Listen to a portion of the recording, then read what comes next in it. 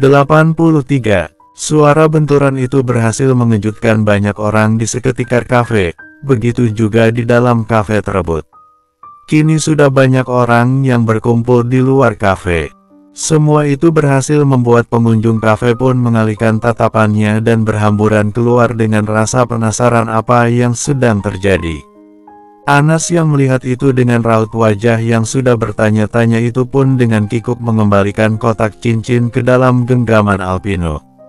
Lalu ia pun ikut keluar melihat apa yang sedang terjadi. Mata Anas langsung menatap kerumunan orang di depannya. Ia tak menyangka sudah banyak orang yang menghalangi jalannya. Dengan hembusan nafas panjang, ia eratkan genggaman pada tali tasnya. Kemudian ia sentuh lengan seseorang yang ada di depannya sembari bersuara. "Maaf, ada apa ya Mbak di depan sana?" tanya Anas dengan gugup. "Saya kurang tahu Mbak, tapi katanya ada yang tertabrak di sana. Coba Mbak sedikit maju lagi biar tahu lebih jelas," jawab wanita muda dengan baju coklatnya seraya memberi saran. Anas mengangguk tanpa membalas jawaban wanita itu. Tiba-tiba ia merasakan sesuatu yang membuat perasaannya menjadi tak enak. Entah mengapa ia khawatir saat tak biasanya ia merasakan ketakutan sekaligus penasaran seperti ini. Lalu dengan perlahan ia kembali mengerakkan kakinya melangkah maju ke depan untuk melihat rasa ada apa di depan sana. Dengan sedikit usaha untuk mencoba masuk, kini Anas berhasil berdiri paling depan. Ia tatap tubuh yang sudah tengkurap bersamaan dengan cairan merah yang sudah menyatu dengan tanah. Tiba-tiba ia menyipitkan kedua matanya dengan dalam, tak kala ia sepertinya kenal dengan punggung tubuh. Tiba-tiba jantungnya berdetak hebat, matanya terkejut bersamaan nafas yang sudah berburu dengan cepat. Tanpa sadar ia langsung sudah menghampiri tubuh yang tergeletak dengan suara tangis terkejutnya. "Jardit!" teriak Anas dengan hela tangisan langsung berjongkok seraya membalikkan tubuh lelaki itu. Ia tatap wajah lelaki yang sudah ada di pangkuannya itu dengan air mata yang terus turun.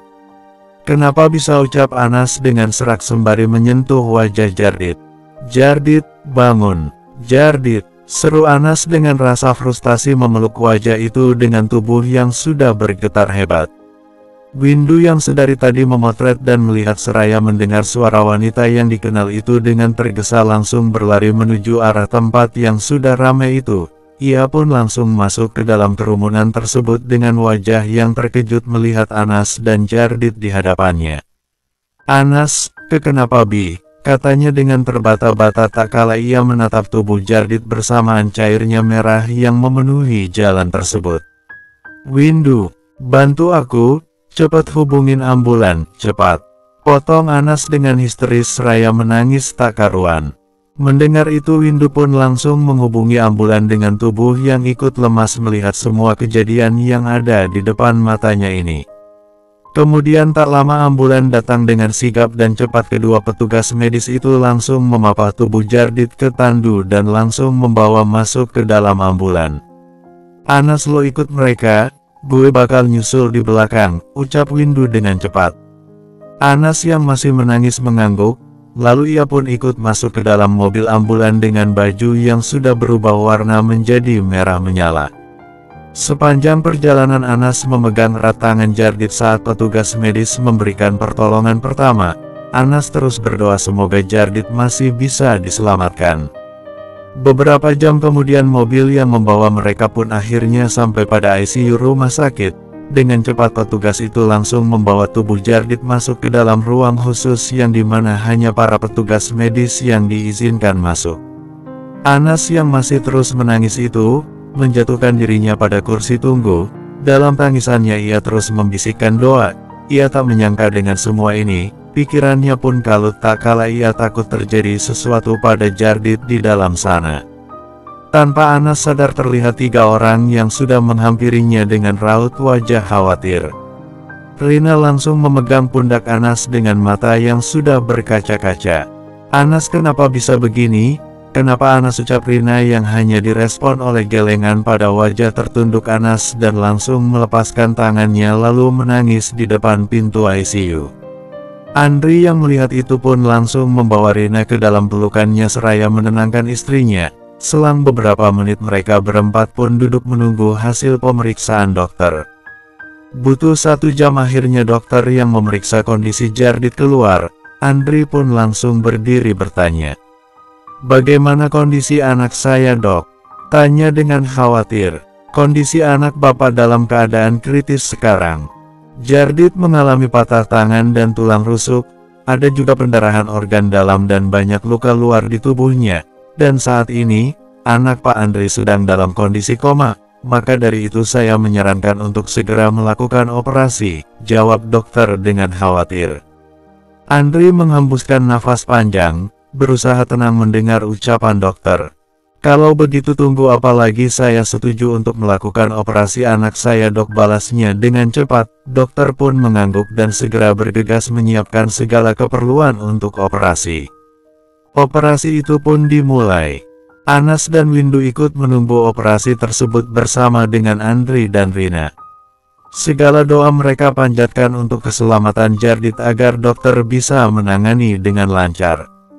Setelah itu butuh 3 jam lampu hijau pada ruangan operasi itu menyala. Dokter keluar dengan hembusan nafas panjang. Mereka pun langsung menghampiri dokter tersebut. "Syukur Pak Andri, setelah saya berusaha semaksimal mungkin, walau tadi dalam beberapa saat kondisi pasien Jardit drop. Akhirnya saya berhasil menangani operasi itu. Jardit berhasil melewati masa kritisnya," jelas dokter dengan detail dan didengar dengan baik oleh mereka. Kemudian, namun, kondisi pasien Jardit masih harus kami pantau untuk 24 jam ke depan, lanjut dokter berhasil membuat mereka berempat merasa lega mendengarnya. "Terima kasih, Dok, sudah menyelamatkan anak saya," bilang Andri dengan suara yang bersyukur, dan direspon dengan anggukan oleh dokter. Kemudian terlihat suster membawa Jardit yang sudah terpasang banyak selang bantu pernapasan keluar dari ruang operasi untuk dipindahkan ke kamar rawat ICU. Anas yang sedari tadi tak bersuara melihat Jardit yang tak sadarkan diri dengan mata yang sudah berkaca-kaca. Tengah malam pun tiba. Andri dan Rina sudah pamit pulang dengan raut wajah lelahnya, namun tidak dengan Anas yang masih menatap Jardit di luar kaca ICU dengan tatapan sedih. Windu yang melihat itu pun akhirnya membuka suaranya. "Anas, ini udah malam, kita gak bisa terus-terusan di sini. Besok gue janji bakal ajak lo lihat Jardit lagi," ucap Windu dengan pelan. Anas menunduk menahan air mata agar tak jatuh. Lalu ia tatap Windu dengan wajah sendunya. Lalu mengangguk dengan pelan. Akhirnya mereka berdua pun pulang dengan perasaan yang masih membekas di dalam pikirannya. Dalam perjalanan pulang bersama Windu, Anas terus terdiam melamun. Pikirannya masih berkelana dengan Jardit yang entah mengapa bisa ada di sekitaran kafe. Ia lirik Windu dengan mata bengkaknya. "Ndu, kamu tahu kenapa Jardit ada di kafe itu tadi?" tanya Anas dengan gugup. Windu yang sedang menyetir, mengerutkan alis dalam. Lo gak ketemu sama Jardit, Anas?" tanya balik Windu. Mendengar itu Anas mengerutkan kening dalam. "Maksud kamu, aku gak ketemu dia sama sekali," jawab Anas dengan suara seraknya, dan berhasil membuat Windu terdiam. "Ndu, ada apa? Tolong jawab yang jujur. Kenapa Jardit bisa ada di kafe itu? Kenapa aku gak lihat dia?" lanjut Anas dengan suara yang mendesak Windu untuk berbicara. Mendadak Windu tak tahu harus berbicara seperti apa, tak kala ternyata kedua orang ini tak saling ketemu, dan pikirannya itu berubah menjadi bertanya-tanya dengan kejadian Jardit tadi. Ia lirik Anas yang menatap dengan raut wajah yang meminta penjelasan. Dalam heningnya malam, Windu menghela nafas panjang. Mungkin sebaiknya ia memberitahu alasan Jardit pergi ke kafe itu, untuk meluruskan masalah wanita ini. "Dia mau ketemu lo, Anas," bilang Windu dengan pelan. "Jardit mau minta maaf dengan semua yang pernah dia lakukan ke lo, Anas. Dia bahkan bawa bunga tulip kesukaan lo buat lo bisa kembali menerima dia lagi. Tapi gue gak tahu kelanjutan yang buat Jardit berakhir dengan kecelakaan itu," jelas Windu dengan detail. Anas yang mendengar itu terdiam dengan pikiran yang berhasil membuat ia kembali menyusun kejadian malam ini. Apa mungkin Jardit melihat lamaran Alpino terhadap dirinya dan menjadi seperti ini? Tiba-tiba tubuhnya terbujur dengan tatapan kosong. Tanpa sadar Anas berbisik dengan pelan, saat ia yakin dengan semua pikirannya. "Ini salah aku," lirik Anas dengan berbisik dan berhasil didengar oleh Windu yang langsung meliriknya. "Duh, ini salah aku, coba tadi aku lihat Jardit, pasti Jardit gak akan seperti itu kan," tangis Anas dengan nafas yang sudah sesak. Windu yang terkejut dan bingung dengan tangisan tiba-tiba wanita itu, dengan kelabakan langsung ia pinggirkan mobilnya. "Hai, Anas, kenapa lo nangis? Apa yang salah dari lo?" Anas katanya dengan raut wajah bingung harus berbuat apa. "Jardit, pasti lihat aku di sana, Ndu," isak Anas dengan sesak. "Dia pasti lihat aku lagi dilamar dengan Alpino di sana," ucapnya Anas dengan terbata-bata. Windu mengerutkan alis dalam, mendengar penjelasan sumbang Anas. Tiba-tiba pikirannya kembali berkelana dengan apa yang diucapkan Anas. Betapa Windu tak menyangka jika memang Jardit melihat wanitanya dilamar. Ia sentuh kedua pundak Anas dengan pelan, lalu ia bawa tubuh Anas untuk melihat ke arahnya. "Anas, itu gak seperti yang lo bilang, gue yakin semua itu murni kecelakaan. Lo tenang ya, jangan berpikir yang macam-macam. Sekarang ini kita berdoa untuk kesembuhan Jardit." "Oke," bilang Windu seraya menenangkan. Bersambung 84. Keesokan hari, sore itu Anas dan Windu kembali mengunjungi Jardit yang masih terbaring lemah tak sadarkan diri. Melihat Jardit yang selalu diperiksa oleh dokter dan suster, membuat Anas semakin khawatir tak kala masih belum ada perkembangan dari tubuh Jardit. Saat tahu kenyataan tentang Jardit yang ingin menemuinya kemarin, saat itulah dunia Anas runtuh.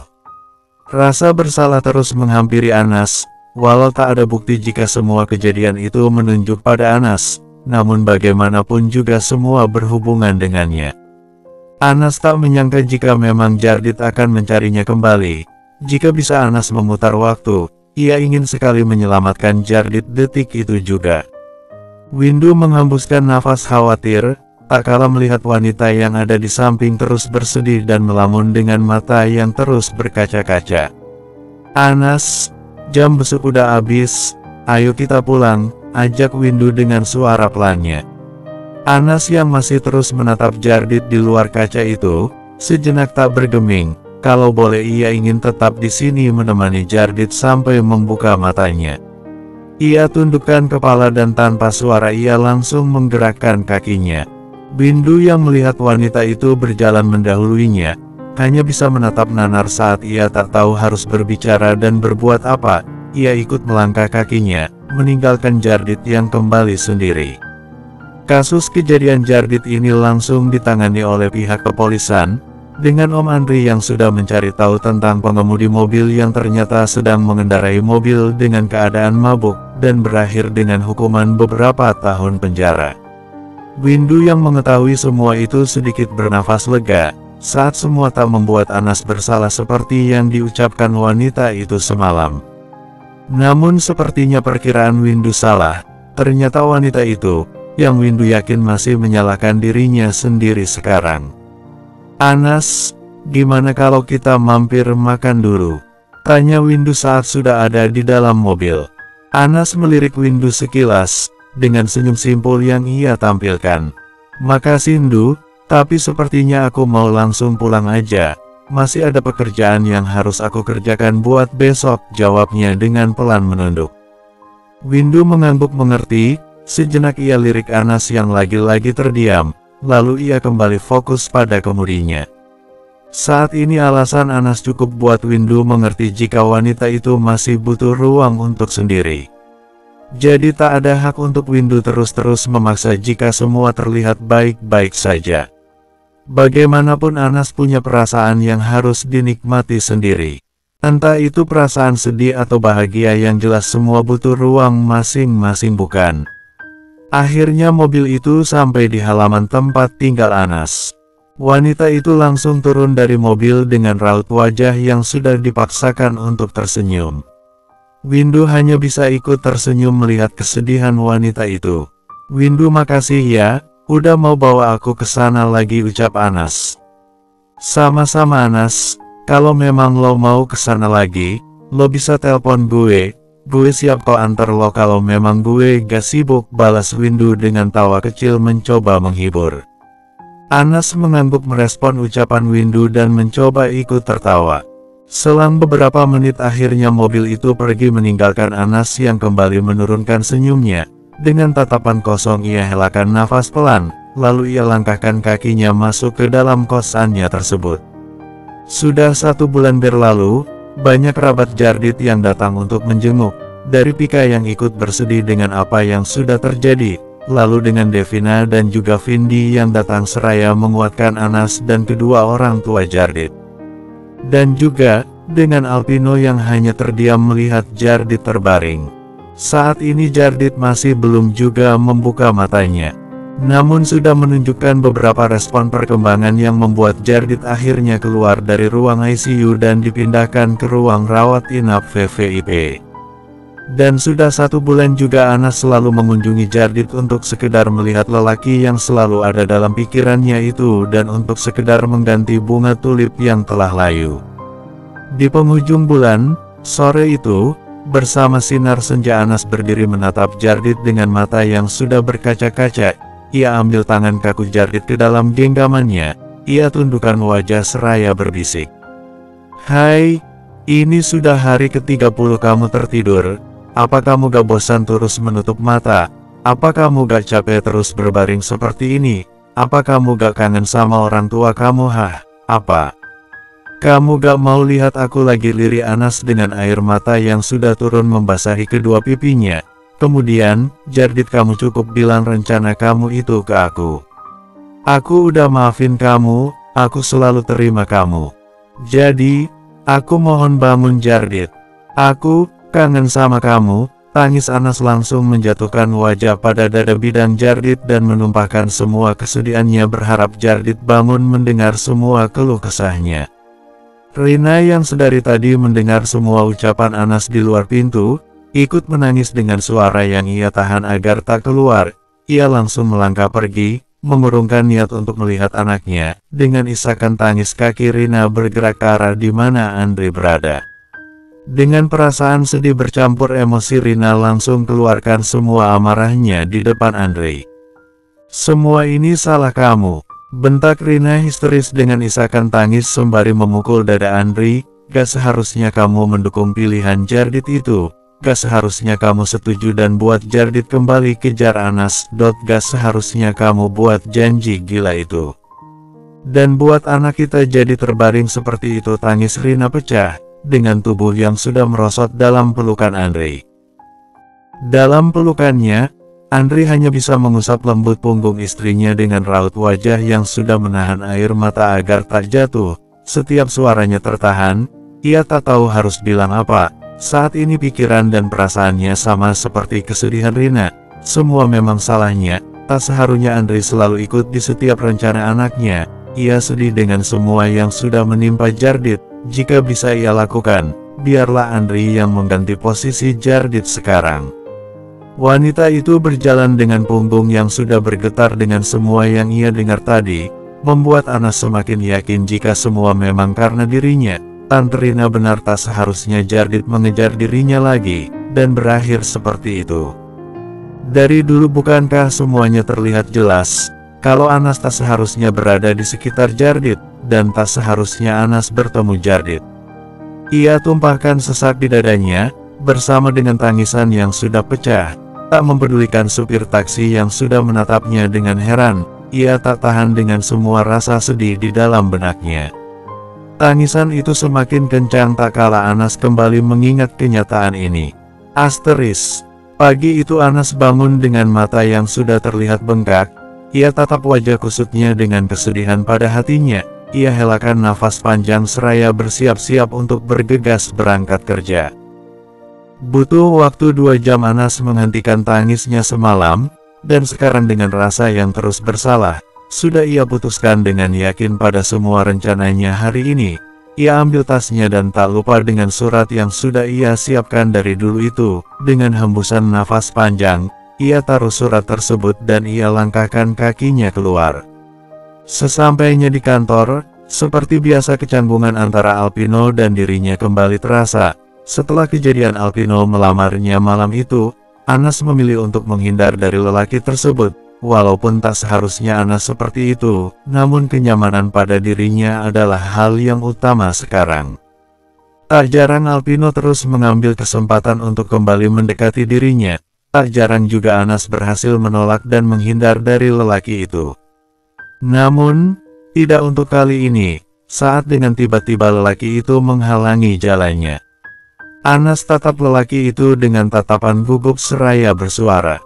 "Permisi, maaf Pak, saya mau kembali ke meja saya," ucap Anas dengan kikuk. Alpino semakin menghalangi jalan Anas, dengan hembusan nafas kasar yang terdengar. "Mau sampai kapan kamu menghindar Anas? Aku gak suka kecanggungan ini," ucapnya dengan tegas, kemudian suara berat itu kembali bersuara. "Sepertinya ada yang harus kita luruskan di sini, kamu mau kan ikut aku? Kita bicarakan baik-baik Anas, please," lanjut Alpino seraya mengajak dengan raut wajah yang sudah memohon. Anas yang sedari tadi menunduk, sejenak melirik lagi lelaki yang ada di depannya itu, matanya kembali turun, sepertinya Alpino benar ada yang harus Anas luruskan dan selesaikan sekarang, lalu dengan pelan ia mengangguk menyetujui ajakan itu. Terlihat Alpino menghelakan nafas lega, kemudian ia langkahkan kakinya terlebih dulu saat melihat Anas tak mau berjalan di sampingnya, ia bawa Anas ke atap gedung yang terlihat hening. Dengan jarak yang cukup berjauhan Alpino menatap Anas bersama dengan nafas beratnya. Sejenak mereka terdiam, merasakan hembusan angin yang menghampirinya, kemudian dengan keyakinan pada dirinya, Alpino mulai membuka suara. "Maaf Anas," ucap Alpino tak berani menatap Anas, "maaf udah buat kamu gak nyaman. Maaf kalau ternyata aku bawa kamu masuk ke dalam permainan ini. Soal lamaran aku di kafe waktu itu kamu bisa anggap semua angin lewat. Niat aku hanya gak mau lihat kamu terus sedih Anas. Tapi sepertinya aku salah, ternyata aku malah buat kamu semakin sedih dan menjauh seperti ini sekarang. Jadi, aku minta maaf untuk semuanya," lanjutnya dengan menyesal. Anas yang mendengar semua itu melirik sekilas lelaki yang ada di sampingnya dengan senyum tipis. "Alpino, makasih udah selalu khawatirkan aku, semua bukan salah kamu, aku yang setuju ikut berperan dalam permainan kamu itu, dan juga soal lamaran waktu itu, maaf, aku gak bisa terima, aku sudah punya seseorang yang aku cinta sampai sekarang. Dan kamu gak lebih jadi rekan kerja dan teman buat aku," jelas Anas dengan suara pelannya. "Aku tahu itu Anas. Aku sering dengar di setiap cerita kamu yang selalu berakhir dengan kamu yang menceritakan segala tentang Jardit, walaupun Jardit selalu bertolak belakang sama kamu. Aku gak tahu kenapa melihat kamu tersenyum, melihat kamu menangis, berhasil buat sesuatu di hati aku tergerak dan kamu buat aku selalu berpikir kenapa gak aku coba buat kamu jadi milik aku, tapi ternyata aku malah buat keadaan menjadi kacau begini," bilang Alpino seraya tertawa pelan. "Dan soal bunga mawar yang pernah kamu bilang, itu bukan dari aku," Anas bilangnya berhasil membuat Anas menatap Alpino. "Tiba-tiba, itu dari Jardit yang diam-diam menaruh bunga mawar untuk kamu. Aku sudah mencari tahu semuanya. Sepertinya sudah lama Jardit berusaha untuk dapatin kamu lagi. Maaf Anas, aku baru kasih tahu kamu tentang hal ini. Kamu mau kan maafin aku Anas?" Satu kenyataan yang berhasil membuat Anas terkejut tak kala ia kembali mengingat bunga mawar dan sticky note yang selalu membuat paginya tersenyum. Seketika dadanya kembali sesak dengan semua yang selama ini Jardit lakukan diam-diam untuk dirinya. Rasa menyesal yang kembali datang membuat Anas kembali menjatuhkan setitik air matanya. Betapa Anas sangat bodoh tidak sekalipun menyadari semua itu. Lelaki yang melihat tangisan itu dengan perlahan mendekat dan mengusap lembut punggung Anas. Malam pun tiba, Anas sengaja pulang telat hari ini. Setelah mengetahui semuanya, ia akhirnya memaafkan Alpino dengan satu syarat yang membawa kaki Anas masuk ke dalam ruangan yang sudah sepi itu. Ia keluarkan surat yang sudah ia siapkan tadi pagi, Ia taruh surat tersebut di atas meja Alpino dan tak lupa ia taruh di meja Andri. Akhirnya Anas melakukan hal ini lagi. Rencana ini sudah ia bicara dengan Biponijem semalam, dan mengundurkan diri untuk melepas semuanya adalah hal yang terbaik untuk orang-orang yang ada di sekitar Anas. Sudah cukup bagi Anas ikut campur dalam hal ini. Ia tutup pintu itu, ia langkahkan kakinya keluar seraya menghirup nafas dalam. Ia harap semua berjalan dengan baik setelah kepergiannya. Pagi-pagi sekali, wanita yang sudah berpenampilan rapi itu mengunjungi rumah sakit, sembari membawa bunga mawar putih segar. Ia buka pintu ruang itu dengan pelan. Ia tatap lelaki yang terbaring dengan tersenyum tegar. Ia ganti bunga yang sudah layu itu, kemudian ia dudukkan dirinya mendekat pada wajah Jardit. Ia bawa tangan itu ke dalam genggamannya. "Hai, aku balik lagi. Kali ini aku bawa bunga mawar buat kamu. Terima kasih udah berusaha buat aku, Dit." Setetes air mata jatuh begitu saja. "Maaf aku terlambat tahu semua usaha kamu. Aku gak butuh bunga untuk buat aku kembali nanti. Aku cuma butuh kamu bangun. Sebentar lagi sudah waktunya aku pergi. Aku harap kamu cepat bangun. Aku selalu berdoa untuk kamu." "I miss you," lanjut Anas menghapus air matanya dan mencium tangan Jardit. Ia dirikan tubuhnya sembari membereskan letak selimut Jardit. Kemudian ia bentangkan senyum lebar. "Semoga di masa depan kita masih dipertemukan lagi. I love you," ucapnya mencium dalam kening Jardit dengan sisa air matanya. Lalu pergi begitu saja meninggalkan Jardit. Semenit kepergian Anas dengan tiba-tiba alat pernafasan Jardit berbunyi dengan respon gerakan pada jari Jardit.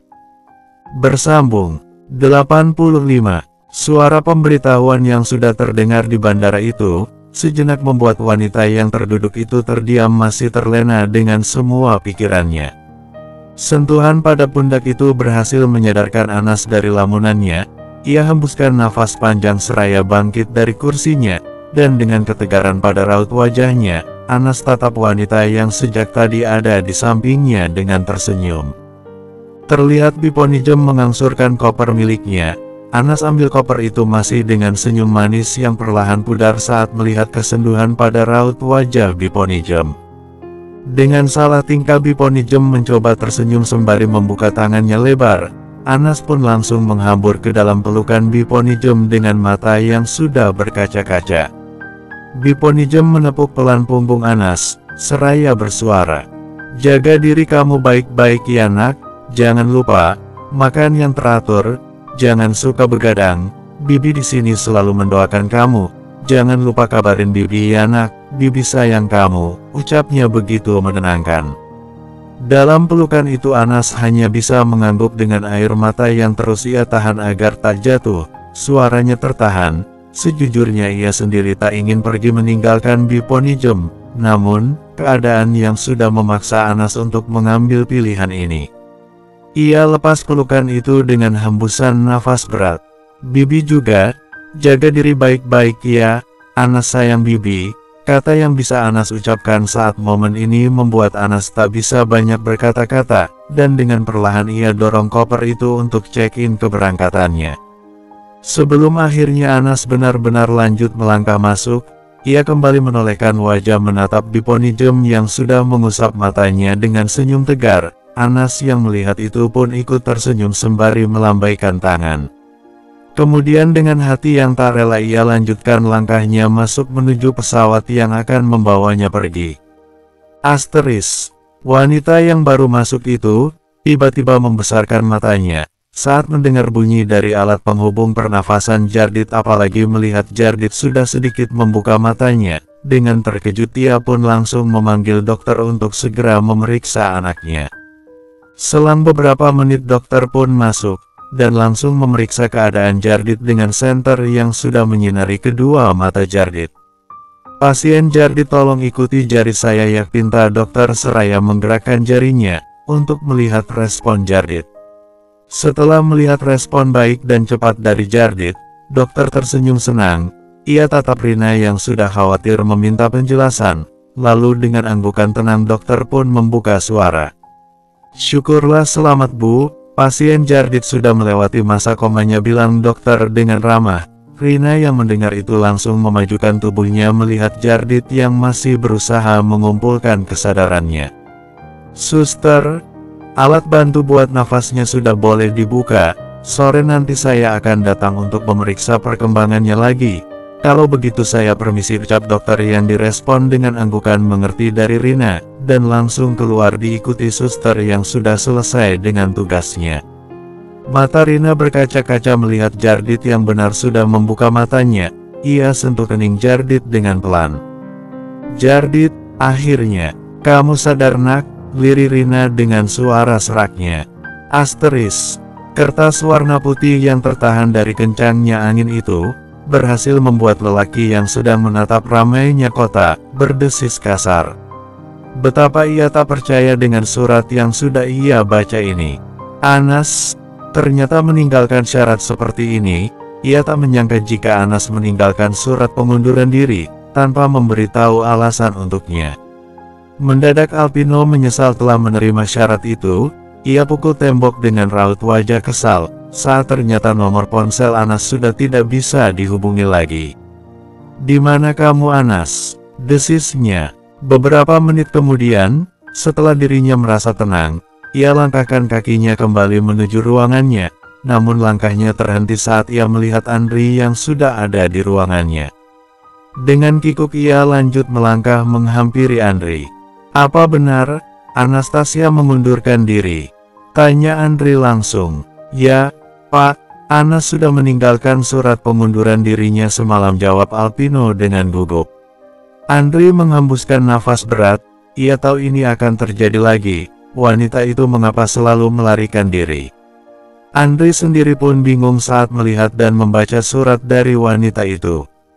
"Apa kamu tahu alasan dia mengundurkan diri, dan kemana dia akan bekerja selanjutnya?" tanyanya lagi. "Saya sudah coba mencari tahu, tapi saya belum menemukan sama sekali jawaban. Anas sudah memblokir semua akses komunikasinya Pak, jadi saya gak tahu di mana Anas sekarang," jawab Alpino dengan detail. Andri mengangguk mengerti, ternyata bukan hanya dirinya yang tak bisa menghubungi Anas. Tiba-tiba banyak pertanyaan yang muncul dalam pikirannya, kemana wanita itu sekarang? "Kalau begitu saya minta tolong kamu, untuk selalu cari tahu di mana dia. Jika memang ada perkembangan kamu boleh langsung kasih tahu saya Pino," pinta Andri dengan serius. "Baik Pak," balasnya cepat. Andri yang mendengar itu pun melangkah maju seraya menepuk pundak Alpino dengan pelan, kemudian meninggalkan ruangan Alpino dengan raut wajah yang sudah khawatir. Sudah seminggu Jardit terbangun dari tidur panjangnya. Sudah seminggu juga Jardit mengikuti pelatihan tubuh untuk memulihkan pergerakan pada tubuhnya pasca koma, dan sudah seminggu bunga mawar putih itu selalu menemaninya tanpa layu. Rina yang sedang menyiapkan makanan untuk Jardit seketika menghentikan kegiatannya tak kala ia melihat arah pandangan Jardit yang terus menatap bunga mawar putih. Ia tahu dari siapa bunga yang masih terlihat segar itu. Rina selalu siap menunggu Jardit bertanya tentang apa saja yang sudah terjadi selama ia terbaring koma, bahkan tentang bunga mawar itu. Namun selama seminggu Rina menunggu, anaknya itu tak pernah bertanya bahkan mencari tahu tentang siapa saja yang sudah mengkhawatirkannya pun tidak. "Ini makanan terakhir kamu di rumah sakit," ucap Rina seraya memberikan makan tersebut dan berhasil mengalihkan tatapan Jardit dari bunga itu. "Kemudian akhirnya besok kamu udah boleh pulang. Mama senang anak mama kembali sehat kayak dulu lagi," lanjut Rina sudah duduk di samping Jardit. Jardit tersenyum melihat senyum di wajah Rina. Ia ambil sendok makan tersebut dengan raut wajah yang sudah berbuah menjadi datar. Jardit hanya mengacak-acak makanannya tanpa bersuara. Entah mengapa Jardit tak bernafsu makan sama sekali. Pikirannya bercampur aduk dengan perasaan yang terus penasaran sekarang. "Apa ada yang mau kamu tanya ke Mama? Mama perhatiin kamu sering melamun sekarang. Ada apa Dit?" tanya Rina yang tanpa Jardit sadar sudah memperhatikan sedari tadi. Jardit tergugup. Ia lirik Rina dengan salah tingkah. Ia lupa jika Rina selalu memperhatikannya saat ini. Jardit cuma kepikiran perusahaan Jardit ma, ucap Jardit berusaha tenang. Rina menghela nafas pelan. Kamu gak perlu khawatir nak, selama ini ayah kamu yang menghandle semua itu, dan perusahaan kamu dalam keadaan stabil sekarang, jelas Rina. Jardit mengangguk, masih terhanyut dalam pikirannya, sebenarnya bukan itu yang ingin Jardit tanyakan. Jardit hanya mengalihkan semua pikiran agar mamanya tak menaruh curiga lagi. Apa ada lagi yang mau kamu tanya nak, bilang Rina, yang tak direspon dengan Jardit. Rina yang mengerti anaknya sedang menahan semua suaranya itu, kembali bersuara, kamu tahu gak, selama kamu sakit, bukan cuma mama dan ayah yang khawatir, Windu, Pika, Alpino, Devina, dan juga Vindi, mereka semua khawatir sama kamu loh Dit. Mama gak ngangka kamu masih punya teman setia di usia kamu yang gak lagi muda. Bahkan ada yang setiap hari datang untuk sekedar kasih kamu bunga, cerita Rina dengan sengaja menjawab semua pertanyaan yang ada di dalam pikiran Jardit. Jardit sedikit terkejut mendengar ucapan mamanya, yang sebenarnya tak Jardit tanyakan. Ia tak heran dengan semuanya apalagi dengan kalimat terakhir yang orang tuanya bicarakan. Sekarang ini Jardit tak mau membicarakan wanita yang sudah menjadi milik orang lain. Ingatan malam itu terus berputar di kepala Jardit, dan semua itu menjadi alasan Jardit untuk tak mencoba penasaran dengan wanita itu selama seminggu ini. Lalu ia masukkan sesendok bubur ke dalam mulutnya. Rina yang melihat respon Jardit yang hanya mengangguk, mengerutkan kening heran, kenapa anaknya tak penasaran dengan kalimat terakhir yang ia katakan. 2 minggu pasca Jardit koma, lelaki itu kini sudah kembali seperti biasa, sibuk bekerja walau tak ada pekerjaan yang cukup serius. Namun semua itu tak jadi alasan untuk Jardit tetap menyibukkan diri dari pekerjaan. Kalau ditanya bagaimana keadaan Jardit sekarang, jelas lelaki itu sudah sepenuhnya pulih, namun tidak dengan perasaannya. Masih banyak pikiran yang membuat perasaan Jardit tak menentu sekarang. Seperti saat itu, saat semua temanya datang untuk menjenguk dan memberikan ucapan syukur atas kesembuhannya. Jardit cukup senang melihat kebenaran yang orang tuanya katakan tentang siapa saja yang sudah peduli pada dirinya. Tapi, ada satu hal yang berhasil membuat Jardit merasa kecewa, tentang kebenaran seseorang yang katanya selalu datang untuk sekedar memberi bunga. Namun, 2 minggu sudah Jardit menunggu.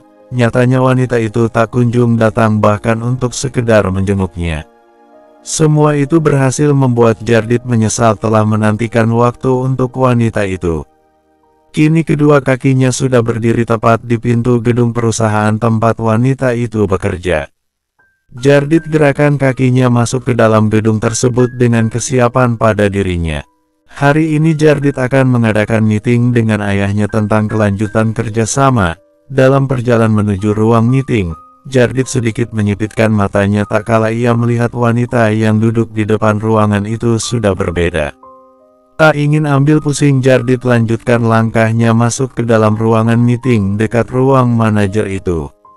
Selama meeting berlangsung, mata Jardit seringkali melirik Alpino dengan wanita yang Jardit yakin adalah sekretarisnya. Namun lagi-lagi wanita itu sama seperti wanita yang ia lihat di depan tadi, wanita berbeda yang sedang fokus berbicara dengan lelaki itu. Banyak pertanyaan dalam benaknya, di mana wanita yang sering bersama Alpino. Selesai meeting, Jardit masih terdiam memikirkan Anas yang tidak ada di samping Alpino. Tanpa sadar kakinya sudah berdiri di depan meja wanita itu dengan raut wajah yang sedang mencari-cari. Wanita itu sudah gak ada di perusahaan ini, ucap lelaki yang sudah ada di belakang Jardit.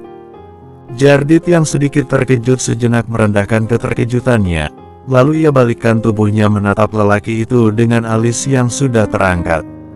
So itu bukan urusan G, bilang Jardit dengan suara yang meremehkan dan akan beranjak pergi. Dia pergi, saat Lokoma balas Alpino berhasil membuat Jardit menghentikan langkahnya, kemudian, setelah tahu kenyataan lo berusaha untuk buat dia kembali bersama lo lagi. Setelah kejadian itu, Anas memilih pergi dengan rasa bersalah yang sebenarnya bukan karena dia. Jardit tak bergeming mendengar penjelasan Alpino.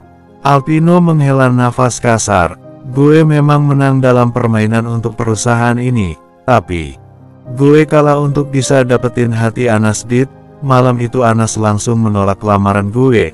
Dia minta maaf karena gak bisa terima gue dan dia lebih milih untuk setia dengan satu orang yang selalu dia cinta Dit.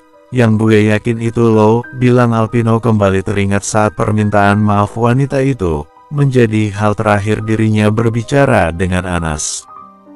Gue gak tahu lo udah tahu atau belum tentang hal ini, tapi gue rasa gue harus tetap bilang semua ini tentang wanita yang selalu khawatir dengan lo. Bahkan saat lo gak ada di sisinya pun dia tetap tersenyum dan bicara banyak tentang lo. Dan sekarang gue kehilangan dia. Anas pergi Dit, tanpa kabar sama sekali. Gue udah berusaha cari tapi gue gak pernah ketemu. Gue rasa cuma lo yang bisa menemukan dia lagi, bilangnya dengan helaan nafas lelah dan pergi meninggalkan Jardit yang masih termenung. Butuh beberapa menit akhirnya Jardit bisa mencerna semua ucapan lelaki itu, dan perkataan lelaki itu semakin membenarkan semua tentang wanita itu, yang tak datang di hari kesembuhannya, tentang wanita itu yang tak ada hari ini. Kakinya langsung berlari menuju ruang di mana Jardit akan lebih memastikan kebenaran ini. Jardit dorong pintu itu dengan nafas yang sudah terburu, lalu tanpa menunggu ia pun langsung menuju meja ayahnya yang sedang memikirkan sesuatu. "Apa benar Anas pergi ya?" seru Jardit berhasil membuat ayahnya mengalihkan matanya. "Ya, sudah 3 minggu Anas mengundurkan diri," ucap Andre. "Apa semua ini rencana ayah, buat dia jadi mengundurkan diri seperti ini Apa ayah seperti itu?" bentak balik Andre membuat Jardit diam. Ia hembuskan nafas tenang kemudian, semua itu sudah jadi keputusan Anas sendiri untuk pergi. Ayah juga gak pernah menyangka dengan semua ini Dit, bahkan ayah terus berusaha mencari kemana wanita itu berada.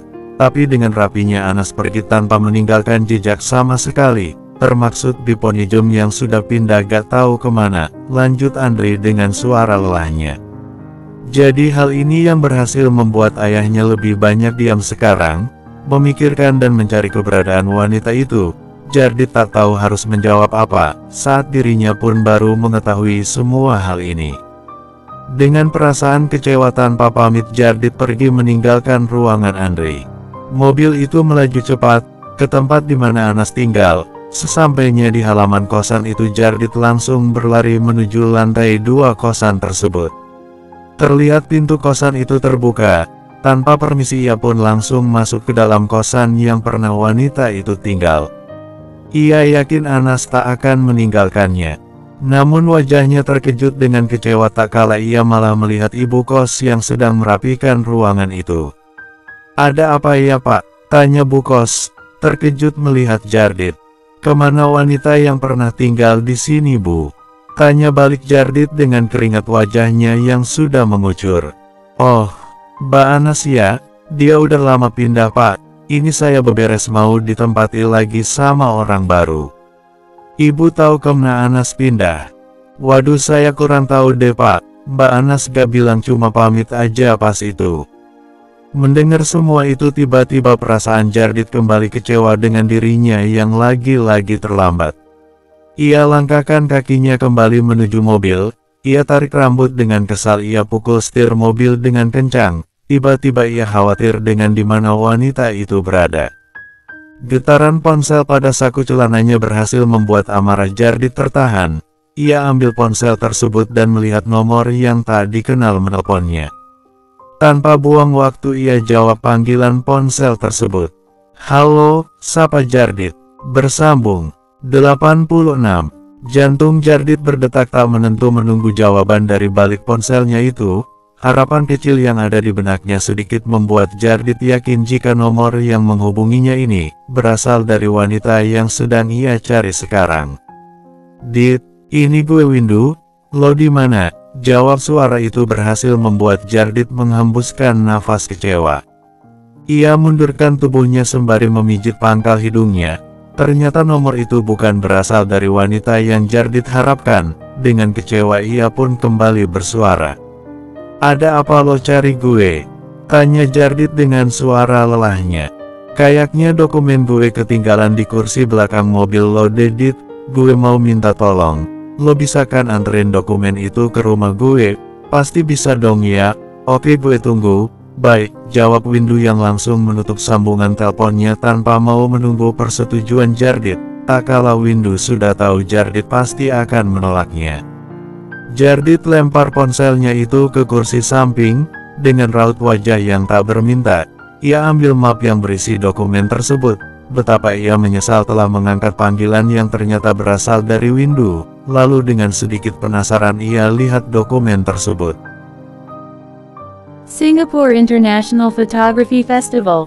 Jardit menyipitkan matanya membaca detail yang ternyata sebuah undangan yang didedikasikan untuk para fotografer di mana mereka dapat menampilkan atau menunjukkan karya-karyanya. Betapa cerobohnya Windu, bisa-bisanya lelaki itu meninggalkan undangan penting seperti ini, apalagi melihat acara itu akan segera berlangsung 2 hari lagi. Jardit rapikan kembali dokumen yang berbentuk undangan itu. Kemudian dengan hati sedikit terpaksa ia jalankan mobilnya menuju rumah Windu. Mobil Jardit akhirnya sampai pada halaman depan rumah Windu. Sebelum masuk Jardit melepaskan dasi dan juga jasnya, saat ia merasa semuanya sudah tak membuat sesak.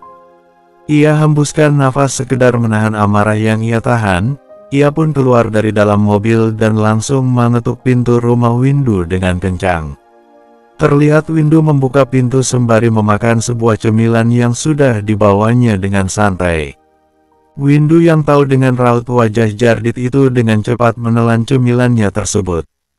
Lalu ia pun sedikit berdeham untuk sekedar mencairkan suasana dan langsung membuka pintu dengan lebar, mempersilahkan Jardit masuk. Sesampainya di ruangan tamu, Jardit menaruh begitu saja dokumen Windu di atas meja. Dengan helai nafas lelah, Jardit jatuhkan dirinya ke dalam kursi milik empuk Windu. Windu pun ikut mendudukkan dirinya di depan Jardit dan melanjutkan memakan cemilan. "Jadi lo mau ke Singapura besok?" tanya Jardit, berusaha mengalihkan pikirannya tentang keberadaan Anas. "Ya, gue diundang ke sana. Dan sepertinya gue akan lama di sana," ucap Windu dengan tenang, seraya memperhatikan tingkah Jardit. Jardit mengangguk, tak tahu harus menjawab apa. Ia hembuskan nafas panjang. Hari ini ia sangat lelah, mungkin efek dari pemulihan dirinya, atau mungkin efek dari beban pikirannya. Ia pejamkan mata dengan dalam bersamaan dengan gumaman kesal yang tiba-tiba keluar begitu saja. Windu yang tahu ada yang tak beres dengan lelaki itu akhirnya kembali membuka suaranya. "Lo kenapa Dit? Jangan bilang lo kesal karena gue lo antar dokumen ini," ucap Jardit dengan pertanyaan menebak-nebaknya. Sejenak Jardit terdiam, menormalkan amarah dalam dirinya. Ia tatap Windu dengan senduh. "Anas Pergindu," jawab Jardit mampu membuat Windu mengerutkan alis dalam. Kemudian, ini sudah minggu ketiga dia mengundurkan diri, dan pergi tanpa jejak, lanjut Jardit menjelaskan. Gak bercanda kan Dit, pas lo koma, dia selalu sama gue kok Dit, dia selalu bolak-balik ngejenguk lo sama gue, emang gak lama, karena gue sibuk urus untuk festival ini, tapi, masa iya Anas pergi gitu aja, ucap Windu dengan sedikit terkejut. "Kalau memang lo gak percaya, lo bisa coba hubungin dia sekarang.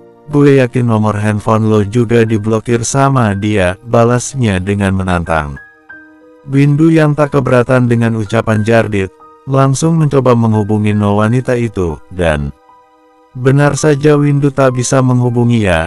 Windu tak menyangka jika Anas pergi tanpa jejak seperti ini. "Apa ada sesuatu antara lo sama dia lagi?" tanya Windu dengan curiga. Jardit mengangkat kedua bahunya, menurunkan tatapan matanya saat ia kembali ingat dengan ucapan Alpino tentang Anas. "Gue rasa dia pergi, semenjak dia tahu kalau ternyata malam itu gue berusaha untuk buat dia balik bersama gue lagi, dan semenjak gue terbaring koma, dia merasa bersalah dia memilih pergi begitu aja," jelas Jardit dengan tatapan kosongnya.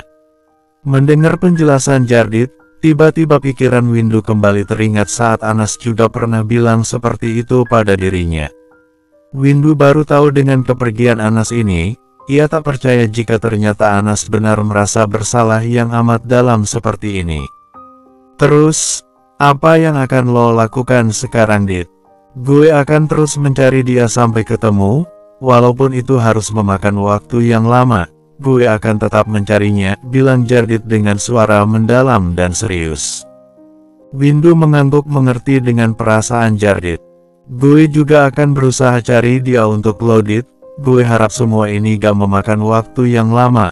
Lo pasti bisa menemukan dia dan bawa dia kembali, ucap Windu menyemangati sahabatnya dengan tulus.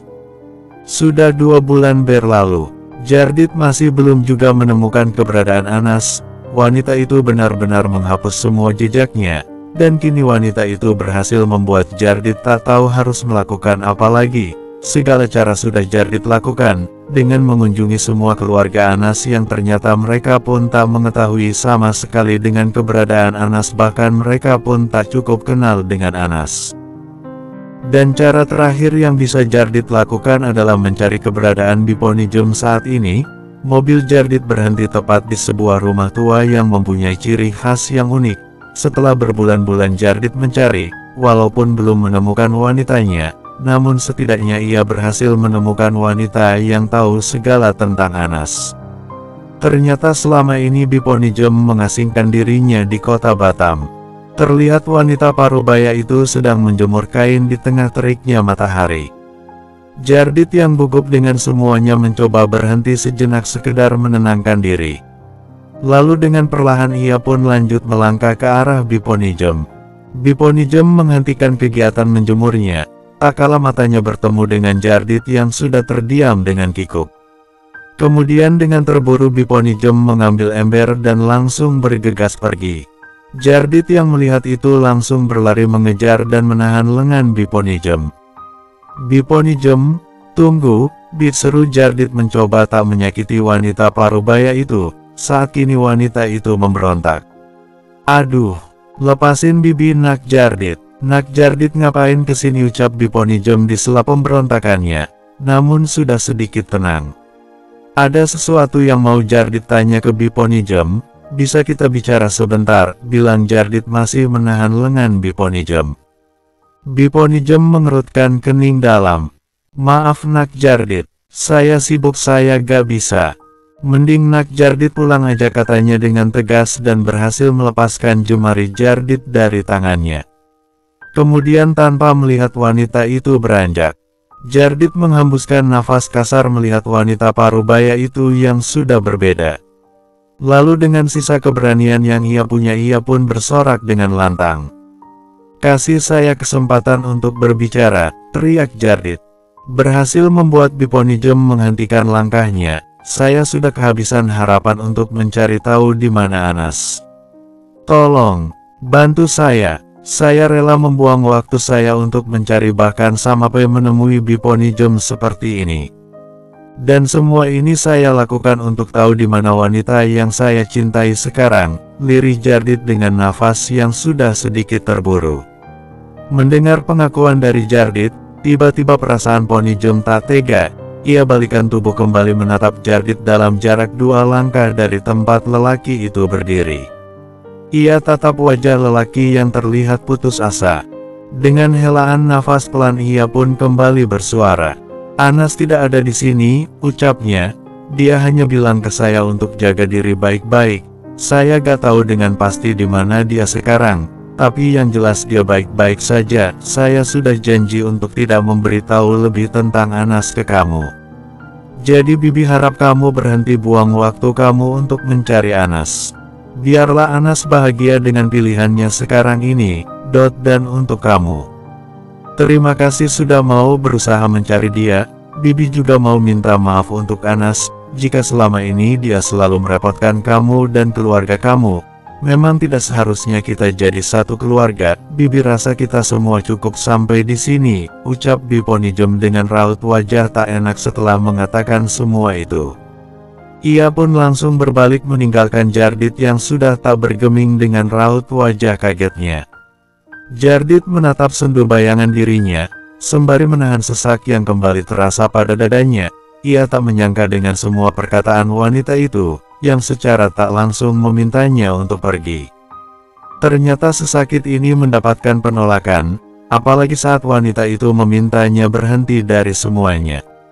Kini dalam pikirannya pun berbicara, apa bisa ia untuk berhenti?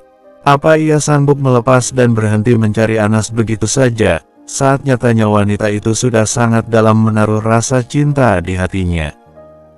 Wanita parubaya yang sedang mengintip itu, menghembuskan nafas lega, saat melihat akhirnya Jardit sudah meninggalkan halaman rumahnya.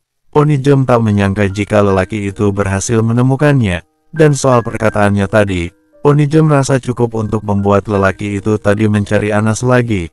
Onijem pastikan itu, jadi tak apa bukan jika Onijem tak memberitahu soal Jardit yang menemukannya ini pada Anas. Onijem anggukan kepala, membenarkan pikirannya. 3 hari semenjak kepulangan Jardit kembali ke Jakarta, lelaki itu lebih banyak melamun dan lebih banyak menghabiskan kesehariannya di dalam kamar. Perasaan hatinya sudah bercampur aduk, saat nyatanya semua usahanya sia-sia. Ia sama sekali tak mendapatkan kabar di mana Anas berada, dan semua itu berhasil membuat Jardit merasakan keputusasaan terasa di benaknya. Bahkan ayahnya pun sudah menyerah dengan semua ini. Apa? Sudah seharusnya ia ikut menyerah juga. Ia langkahkan kakinya ke arah kamar mandi untuk sekedar mencuci muka. Ia tatap wajahnya di depan cermin dengan tersenyum kecil. Saat ia baru sadar ternyata sudah banyak tumbuh jambang dan kumis tipis di sekitar dagu dan mulutnya. Jardit tertawa miris melihat dirinya yang bahkan sudah lama tak ia perhatikan. Ia bawa kakinya menuju dapur untuk mengambil sebotol air dingin. Saat akan membuat kulkas, gerakan tangannya terhenti, tak kala ia melihat beberapa sticky note pink yang ia biarkan tertempel di pintu kulkas. Ia ambil satu sticky note yang bertulis, "Hai, maaf aku lancang isi kulkas kamu lagi, aku gak suka lihat kulkas kosong, makanya aku beliin kamu buah dan beberapa air putih. Oh ya, aku minta maaf udah buang minuman kaleng bersoda kamu, aku gak mau kamu batuk, aku gak mau lihat kamu sakit. Pokoknya kamu harus minum air putih yang banyak, oke? Love you, Anas." Membaca itu berhasil membuat bibir Jardit tersenyum lebar. Ia tempel kembali sticky note dari wanita itu. Ia ingat dulu Anas selalu berusaha membuatnya jatuh cinta dengan sticky note yang selalu ia tinggalkan untuk dirinya. Dan sekarang, ia merindukan semua yang wanita itu pernah lakukan pada dirinya dulu. Jardit senderkan tubuhnya pada pintu kulkas. Ia hembuskan nafas lelah. Lagi pertanyaan yang selalu sama dalam dirinya. Kini kembali bersuara, "Di mana kamu sekarang?" Jika memang menghilangnya wanita itu untuk membalas semua sikapnya dulu, selamat wanita itu berhasil buat Jardit merasakan hal yang sama bahkan lebih parah dari itu sekarang. Ia kehabisan waktu. Jardit tak tahu harus melakukan apa lagi. Semua pencarian yang tak ada titik terang ini berhasil membuat Jardit tak tahu harus berbuat apa lagi. Ia hembuskan nafas berat, sembari mengambil ponsel di sakunya, tak kala mendengar notif masuk dari ponselnya. Jardit mengerutkan alis dalam saat ia mendapatkan email dari Windu. Ia buka email tersebut dengan heran. Tiba-tiba matanya membesar sempurna, dengan jantung yang sudah berdebar kencang. Apa ia tak salah lihat, saat kini terpampang jelas foto wanita yang selalu dicarinya. Tak lama sebuah notif pesan muncul di layar ponsel Jardit. "Setelah gue ikuti selama sebulan, ternyata memang benar, wanita lo, sekarang dia ada di sini, Anas ada di Singapura, Dit." Membaca isi pesan dari Windu berhasil membuat Jardit membangkitkan dirinya, dengan wajah yang tak percaya, saat ternyata selama ini wanitanya ada di Singapura. Membuat Jardit kembali bertanya-tanya kenapa Anas bisa ada di Singapura. Tiba-tiba Jardit kembali teringat akan kenangan dirinya yang pernah pergi bersama wanita itu dulu. Saat itu memang Anas pernah bilang jika Singapura akan menjadi tempat yang selalu ia kenang. Jardit berdesis kenapa ia tak pernah terpikir dari dulu untuk ke tempat itu. Jardit remas ponselnya dengan erat. Ia langkahkan kakinya menuju kamar. Ia ambil koper berserta bajunya. Dengan nafas terburu dan sudah tersenyum senang, Kali ini Jardit akan pastikan untuk bisa mendapatkan dan membawa Anas kembali. Bersambung 87. Gadis yang sudah menyekat keringatnya berkali-kali itu mendengus nafas sebal, tak kala ia merasa diabaikan oleh lelaki yang sedari tadi sibuk memotret orang lain. Ia pun sudah tak tahan dengan kesabaran yang sejak tadi ia tahan. Dengan berani ia majukan tubuhnya ke hadapan lelaki itu, sengaja menutupi lensa kameranya. Lelaki itu langsung menurunkan kameranya dengan alis yang sudah berkerut dalam, dan sudah menampilkan raut wajah heran melihat tingkah dirinya. "Minggir, lo nutupin objek gue," serunya sembari mendorong tubuh kecil yang ada di depannya itu ke samping.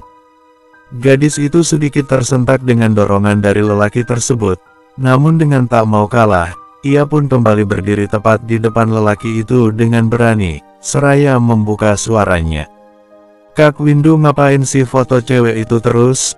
Ini udah hampir seminggu kita ngikutin dia. Kak Windu nggak capek hah? Lihat nih keringat aku udah banyak yang ngucur," ucap gadis berbaju putih itu, sembari menunjukkan keringat yang turun di lehernya dengan sedikit berjinjit. Windu mendengus melihat tingkah gadis yang entah sejak kapan selalu bersamanya ini. Ia putar kedua bola matanya, lalu ia tatap kembali gadis yang sudah mengambil jarak cukup dekat di hadapannya. "Itu resiko lo, ngapain ikutin gue?" ujarnya dengan jari telunjuk yang sudah mendorong kepala gadis tersebut. "Mending lo diem aja deh, kalau emang nggak mau capek mending lo pulang ke hotel lo sana," lanjut Windu dengan suara kesal yang ia tahan, tak kala ia sudah kehilangan Anas yang entah pergi ke arah mana. Lalu dengan perasaan kecewa ia pun melangkahkan kakinya pergi tanpa memperdulikan gadis yang sedang menggerutu itu. Gadis itu terdiam dengan raut wajah kesalnya, ia pun terus menghentakkan kaki melepaskan emosinya di tempat dengan gumaman yang sedikit keras. "Dasar cowok nggak punya perasaan, ajak aku duduk kek, beliin aku minum gitu, ini malah disuruh pulang, is sebel," omel gadis itu dengan bibir yang sudah cemberut, masih dengan mengoceh tak jelas. Ia pun akhirnya menggerakkan kakinya kembali, mengejar lelaki yang sudah hampir jauh dari penglihatannya. "Kak Windu, tunggu Runa," teriaknya seraya berlari dengan hati-hati. Asteris, wanita cantik yang baru membuka pintu toko itu tersenyum hangat saat ia melihat sudah banyak pengunjung yang berdatangan. Ia sapa dengan ramah para pengunjung toko, melangkah masuk ke dalam meja kasir. Anas langsung menaruh tasnya dengan senyum manis yang terus berkembang. Sudah 4 bulan Anas bekerja di toko roti ini. Sudah 4 bulan juga Anas tinggal di Singapura seorang diri, bekerja menjadi kasir di toko roti. Pada negara orang adalah pencapaian yang teramat Anas syukuri hingga saat ini. Saat kenekatannya yang ia pernah lakukan membuat Anas beranggapan bahwa tinggal di negara orang akan menemukan kesulitan. Namun ternyata, semua tak seperti yang Anas bayangkan. Singapura memang tempat yang tepat untuk pilihannya. Banyak orang baik dan ramah di sekitar Anas, selain aman. Singapura juga menjadi tempat yang terbaik untuk pelarian dirinya. Semenjak memilih untuk meninggalkan semua masa lalunya, Anas terus mencoba menyibukkan diri di toko roti ini.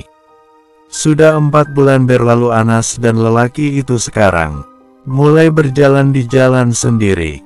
Dan lewat jalan itu, kadang Anas masih sering bertanya-tanya tentang masa depan apa yang sedang menunggunya.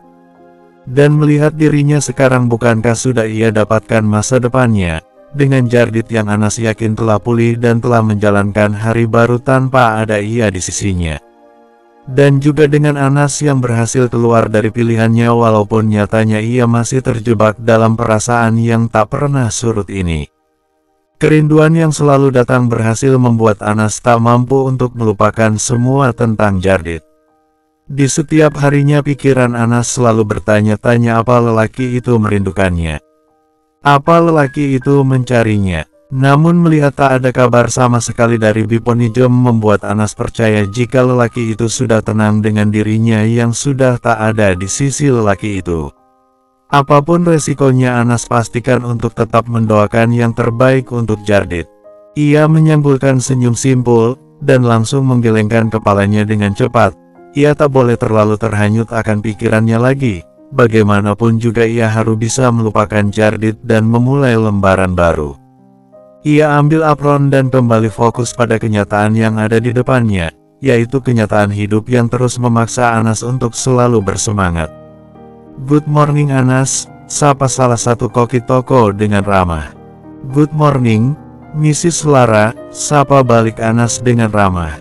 "Semangat ya, hari ini saya yakin toko akan ramai lagi, jadi siapkan tenaga kamu ya," bilangnya dengan bahasa Indonesia yang terbata-bata. Anas mengangguk mengerti, dan kembali bersuara. "Pasti, semangat juga, Mrs. Lara," ucapnya sembari mengangkat kedua tangan menunjukkan ototnya. Dan, menjelang sore pun tiba, pengunjung toko perlahan berkurang. Kini hanya menyisakan dua orang yang terlihat bercengkrama dengan lelaki yang sudah membelakangi Anas dan sedang membekap mulut gadis muda yang ada di depannya. Terlihat gadis muda itu terus melirik ke arahnya dengan pemberontakan yang membuat Anas tak nyaman melihatnya. Ia langkahkan kakinya untuk keluar dari tempat kasir, namun dengan tiba-tiba seseorang telah menepuk pundaknya. "Anas, untung aku enggak telat lagi. Kamu tahu enggak dosen aku tuh tadi segala minta kelas tambahan, untung aku udah absen duluan, jadi aman kalau aku gak ikut kelas tambahan." Oce Nina, salah satu karyawan yang mengambil part-time di toko ini. Nina berasal dari Indonesia dan sedang berkuliah di Singapura, maka tak heran jika ia sering mengeluh tentang dunia perkuliahan. "Ya, sini apron kamu. Akhirnya kamu bisa pulang, tinggal aku nih yang baru bertarung dengan pengunjung malam ini," ucapnya saat Anas memberikan apron ke wanita itu. "Kemudian, sana kamu pulang. Selamat beristirahat Anas." "Good night," lanjut Nina dengan ceria dan langsung mengganti posisi dirinya di kasir. Anas menghela nafas pelan seraya tersenyum melihat Nina yang selalu ceria berhasil membuat Anas iri dengan keceriaan wanita itu. Senyumnya tiba-tiba pudar saat ia sudah tak melihat kedua orang yang mencurigakan tadi. Mungkin pasang tadi hanya sedang bermain-main. Lagi-lagi ia pun kembali tersenyum saat dengan tiba-tiba ia kembali teringat dengan dirinya yang pernah duduk berdua dengan Jardit di toko kursi itu. Ya, Anas bekerja di panler toko kue yang pernah Anas kunjungi bersama Jardit dulu, yang menjadi kenangan manis untuk Anas. Dan Anas yakin sepertinya kedua pasangan tadi hanya sedang dimabuk asmara. Ia ambil tasnya dan bergegas untuk pulang, ingin melepaskan rasa lelah yang sejak tadi ia tahan. Lelaki itu menyeret gadis yang terlihat begitu menyebalkan. Betapa ia tak percaya jika gadis ini hampir membuat semua usaha penyamaran ketahuan. Ia bawa gadis itu ke sebuah gang di samping toko roti tersebut.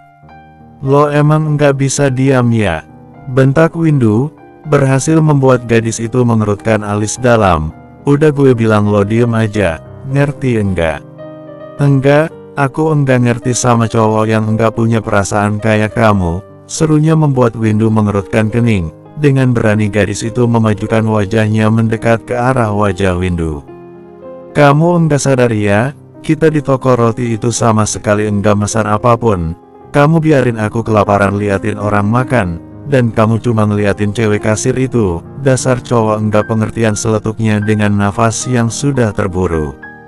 Windu mengepalkan tangan erat menahan emosinya yang ingin sekali membungkam mulut gadis cerewet ini. Ia hembuskan nafas kasar seraya mengalihkan tubuh untuk mencoba tenang. Lalu ia pun beranjak tanpa memperdulikan gadis itu yang sudah kembali mengikutinya lagi. Asteris, toko roti Panler, Teluk Ayar, Singapura. Jardit membaca pesan dari Windu dengan wajah yang sudah terkejut. Jadi selama ini Anas bekerja di toko roti yang pernah Jardit kunjungi saat bersama Anas. Bagaimana bisa wanita itu mendapatkan pekerjaan di negeri orang, saat Jardit yakin Anas tak bisa berbahasa Inggris dengan lancar. Tapi ada sedikit rasa syukur saat mengetahui kenyataan jika wanita yang dicarinya ternyata baik-baik saja. Bahkan bisa beradaptasi dengan baik, mengingat Anas adalah wanita yang cukup pemalu. Ia tatap foto wanita yang sedang berpose dengan elegan itu dengan senyum manis di wajahnya. Tiba-tiba Jardit ingat dengan foto ini. Foto yang ia ambil saat wanita itu memintanya untuk mengambil momen di jembatan Garden by the Bay Singapura, dan betapa sangat berguna foto ini untuk dirinya sekarang, saat nyatanya dengan sebuah foto saja berhasil mengobatkan kerinduan pada diri Jardit. Ia lihat jam di tangannya dengan suasana hati yang cukup senang, tak kalah sebentar lagi ia akan menemukan wanita itu. Jardit pejamkan mata sembari menyandarkan tubuhnya pada kursi pesawat. Jardit sedikit merasa tenang saat kedua orang tuanya mengizinkan Jardit mengurus perusahaan yang ada di Singapura milik ayahnya tanpa curiga. Dan kali ini ia akan menyusun kembali rencananya dengan hati-hati. Ia tak ingin membuat wanita itu lari saat-saat bertemu lagi, dan rencana ini tentu hanya dirinya yang tahu. Ia harap pertemuan ini berhasil membawa wanita itu kembali. Windu menghembuskan nafas kasar, melihat gadis itu yang sedang menunggu dirinya dengan wajah yang terus cemberut. Ia lirik sebotol air dan sebuah hamburger yang ia beli barusan dengan perasaan yang tak yakin, tak kala apa yang ia niatkan ini benar atau tidak. Lalu dengan percaya diri dan sikap yang sudah kembali coolnya ia gerakkan kakinya berhenti tepat di depan gadis yang sedang duduk itu. Ia lempar bungkus hamburger itu dengan mata yang tak menatap gadis tersebut. Ia pun sedikit berdeham sembari membuka suaranya. "Kita pisah sampai di sini, gue harap kita enggak ketemu lagi," ucap Windu dingin dan melangkah meninggalkan gadis yang sudah menatap bungkus hamburger itu tak percaya.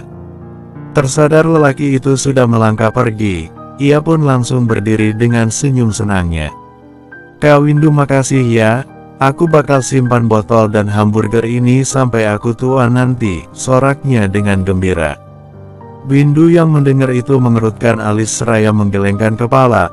Entah keberuntungan atau tidak, Windu bisa bertemu dengan gadis gila itu. Anas bangun dengan merentangkan tubuhnya, masih dengan mata yang tertutup. Wanita itu tersenyum dengan sangat lebar. Betapa Anas sangat senang, ternyata semalam ia bermimpi Jardit datang menjemputnya.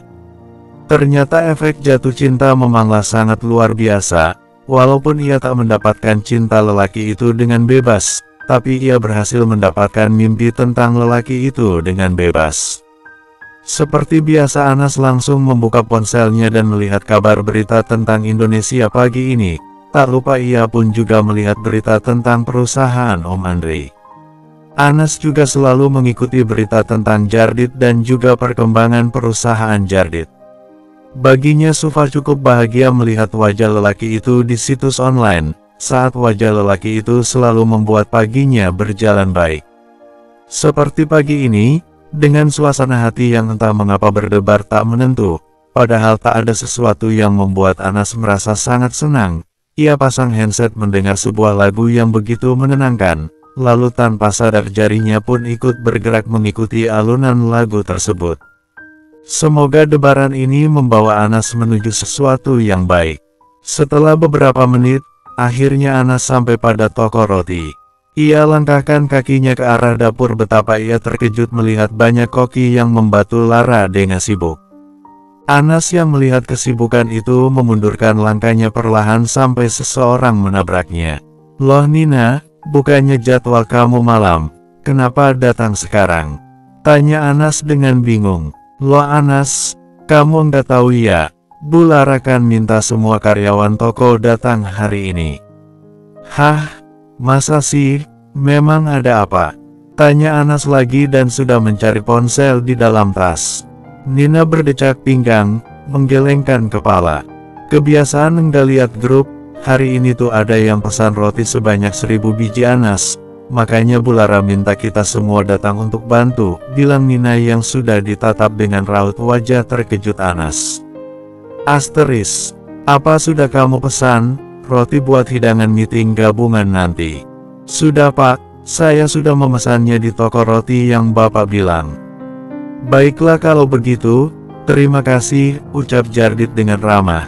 Sepertinya sudah saatnya Jardit harus membuat wanita itu bertemu dengan dirinya. Tak kala keadaan yang terbilang mendadak ini berhasil membuat Jardit sedikit merubah rencana.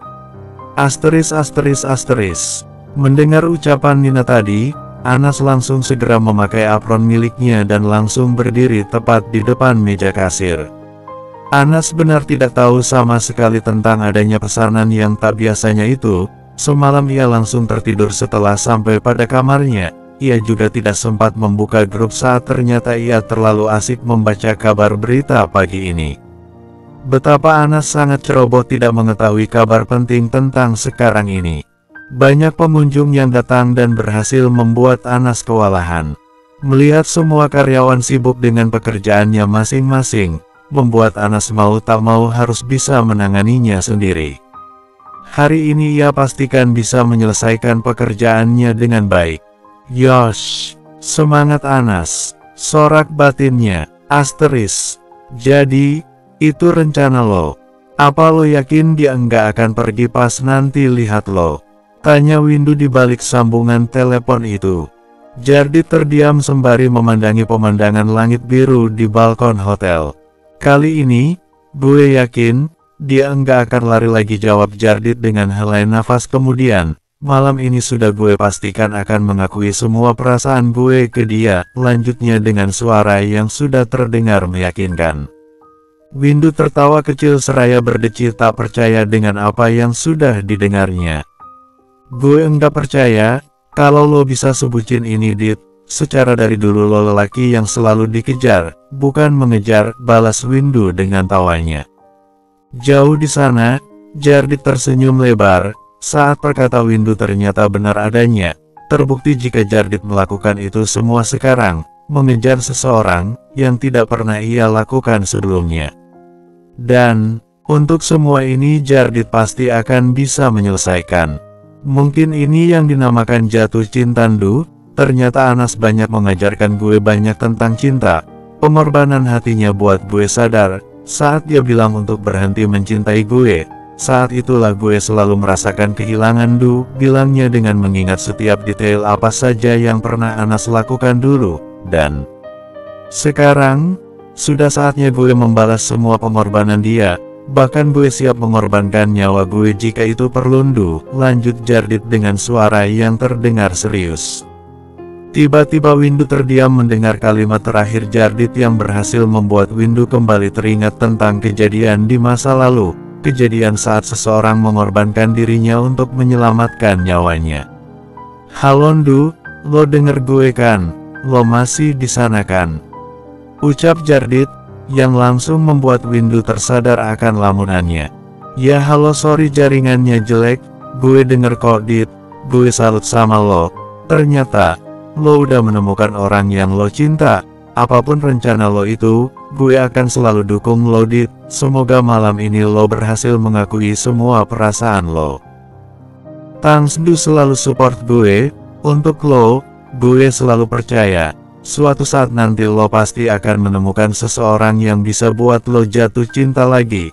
Ingat kata yang pernah lo bilang ke gue dulu, jangan terlalu terpuruk dengan masa lalu yang menghambat masa depan. Jadi, percayalah Ndu, gue juga selalu mendoakan yang terbaik untuk sahabat gue ini, bilang Jardit. Windu sedikit tersentuh dengan semua dukungan dari Jardit yang tak biasa ini. Apapun untuk dirinya di masa depan, Windu harap sesuatu yang Jardit ucapkan tadi akan segera terwujud. Ia pun tersenyum seraya tertawa dengan raut wajah yang sudah tak murung. Tang bro, kalau gitu gue tunggu kabar baik dari lo malam ini, katanya, setelah itu memutuskan sambungan ponsel tersebut. Dalam hembusan angin sore, di balkon kamar, Windu bersandar, melihat senja yang sudah memancarkan cahaya tenang, membuat ia memejamkan mata berdoa, untuk seseorang yang telah tenang jauh di sana. Windu harap di kehidupan selanjutnya nanti, ia dapat bertemu kembali dengan wanita yang selalu dalam pikirannya itu. Asteris, Anas meregangkan tubuhnya, saat akhirnya ia berhasil menyelesaikan semua pekerjaannya. Anas bersyukur karena hari ini ia hanya bekerja setengah hari. Tak kalah sepertinya Lara mengerti dengan pesanan yang tak bisa ia tampung bersamaan dengan banyaknya pengunjung toko. Anas membereskan meja dan kursi, matanya menatap langit yang begitu indah hari ini. Seketika dada Anas kembali berdebar dengan detak yang terasa tak wajar. Ia bingung dengan detak hatinya yang terus berbunyi ini. Saat nyatanya hatinya sudah lama sepi, Anas coba untuk terus bersikap tak peduli. namun tetap mensyukuri dengan perasaan hari ini. Akhirnya, roti untuk pesanan nanti selesai juga, seru Lara tiba-tiba dari arah belakang Anas dengan baju koki yang sudah banyak sisa tepung yang menempel.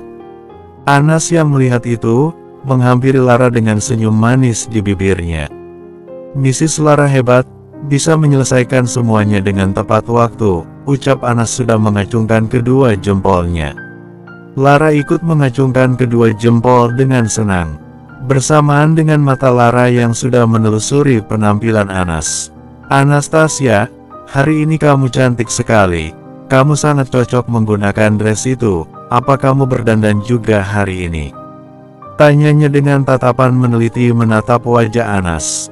Anas menggaruk tengkuk yang sebenarnya tak gatal. Ia tak percaya jika ternyata ada yang mengetahui dirinya berdandan hari ini. Kalau ditanya kenapa, Anas pun tak tahu. Mungkin karena hari ini dadanya selalu berdebar tak menentu. Kemudian ia tundukkan kepala, dengan salah tingkah dan mengangguk pelan. Iya Miss, jawab Anas singkat. Kalau begitu, bagaimana jika kamu saja yang ikut mengantar pesanan roti hari ini, tawar Lara dengan yakin. Saya akan kasih kamu bonus tambahan untuk kamu. Hari ini saya tidak bisa ikut, baju saya sangat kotor. Dan sepertinya hanya kamu yang cocok untuk masuk ke acara itu nanti. Bagaimana kamu mau kan, menggantikan saya? Pintanya dengan wajah yang begitu meyakinkan. Anas semakin bingung dengan permintaan penawaran itu. Anas bingung ingin menerima atau menolaknya. Saat semua penawaran tadi berhasil membuat Anas bimbang. Dengan bonus tambahan yang Anas yakin akan sangat membantu untuk membayar sewa tempat tinggalnya bulan ini. Ia balas tatapan itu dengan penuh pertimbangan, lalu dengan ragu akhirnya Anas menerima tawaran itu. Miss Lara pun sangat senang mendengar dirinya menerima tawaran tersebut. Setelah perbincangan itu, disinilah Anas sekarang di dalam mobil bersama dengan supir. Ia sentuh dadanya yang kembali merasakan debaran kencang, ia hembuskan nafas panjang, dengan gumaman pada dirinya. Tenang ya. Kita hanya mau antar pesanan roti bukan mau ke kantor polisi. Kenapa kamu terus berdetak begini? Oce Anas dengan pelan pada sentuh dadanya. Dan sudah dilirik oleh supir yang sudah menatap Anas dengan aneh. Anas yang melihat itu pun tersenyum malu dan membenarkan posisi duduknya. Selang beberapa menit akhirnya Anas sampai pada alamat untuk pesanannya itu. Anas tatap gedung besar yang Anas yakin adalah gedung khusus untuk sebuah pertemuan gabungan. Ia tak percaya jika ada yang memesan roti untuk acara khusus di gedung ini. Ia kira pesanan ini untuk acara perayaan seperti biasanya. Anas angkat sebuah kotak yang berisi roti pesanan tersebut dengan pelan, tak lupa dengan Pak Supir yang membantunya. Ia bawa kotak itu ke arah pintu belakang gedung yang sudah terbuka lebar. Ia taruh kotak-kotak itu sembari menghitung dengan teliti. Setelah semuanya sudah terhitung dengan benar, ia keluarkan sebuah kertas tanda bukti atas pesanan tersebut. Lalu dengan mata yang sudah mencari-cari, ia langkahkan kakinya menuju lelaki yang sedang berada di ruangan tersebut. Maaf Pak, apa boleh saya minta tanda tangan sebagai tanda bukti jika pesanan roti ini sudah sampai, kata Anas dengan gugup sembari mengangsurkan kertas tersebut. Oh maaf Bu, bukan saya yang bertanggung jawab untuk pesanan ini, bilangnya dengan gerakan tangan yang sudah menyilang. Kalau boleh tahu siapa dan di mana orang yang bertanggung jawab untuk pesanan roti ini? Tanya Anas langsung mengurungkan niatnya. Sepertinya Pak Max yang bertanggung jawab, dan dia ada di auditorium sana, jawab lelaki tersebut sembari menunjukkan letak tempat yang ternyata ada di depannya. Anas mengangguk mengerti, ia pun mengucap terima kasih seraya tersenyum, lalu dengan percaya diri ia bawa kakinya, menuju ke arah tempat yang dibilang tadi. Dengan perlahan ia buka pintu ruangan tersebut, dengan kepala yang sudah mengintip terlebih dulu, memastikan jika memang belum ada acara di dalam sana. Anas masukkan diri sepenuhnya saat melihat auditorium itu benar masih kosong, dan dengan helaan nafas lega ia lanjutkan langkahnya mencari di mana seseorang yang disebut lelaki di luar tadi. Permisi, apa Mermax di sini? Saya dari Panler Bread, teriak Anas dengan tatapan mata yang terus mencari-cari, saat kedua matanya sudah menelusuri semua ruangan tersebut. Anas menghembuskan nafas kecewa, saat nyatanya ia tak menemukan satu orang pun di dalam ruangan ini. Dengan letih ia pun kembali melangkahkan kakinya, beranjak untuk keluar dari ruangan itu. Namun tiba-tiba lampu dalam ruangan tersebut padam, menyisakan satu lampu yang menyala di arah belakangnya. Mendadak jantung Anas kembali berdetak, tak kala ia mendengar suara yang selalu ia kenal. Saat aku dan kamu bertemu tanpa disengaja, seperti hujan yang datang dengan tiba-tiba, mungkin rasa kita bisa bersirama. Namun sayangnya kita tak mau berbicara. Andai kamu tahu tentang semuanya, mungkin kita bisa akan selalu bersama. Please, love me, and look at me Merje.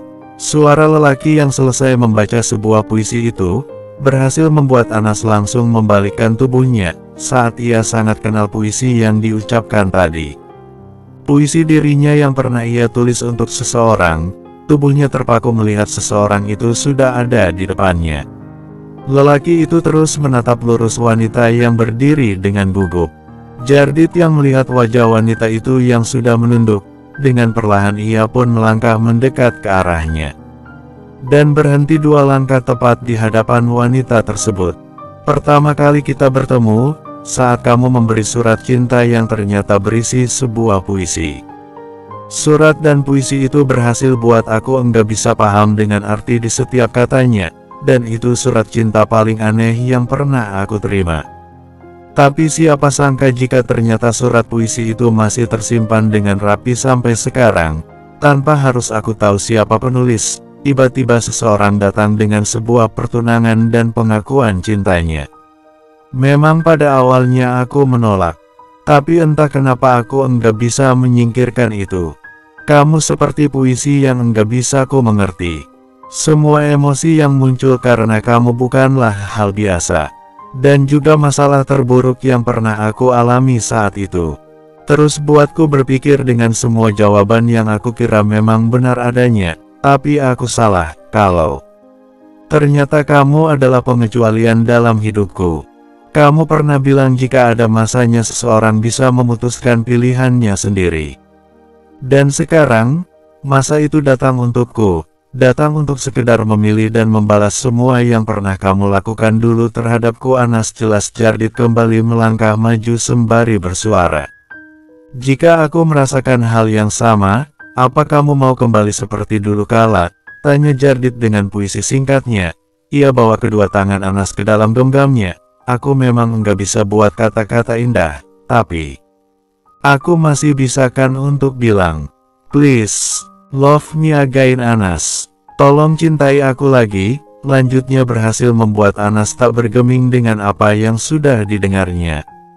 Anas menunduk dalam mendengar semua itu, lalu ia angkat wajah menatap Jardit dengan mata yang sudah berkaca-kaca. Bagaimana kamu bisa bilang seperti itu?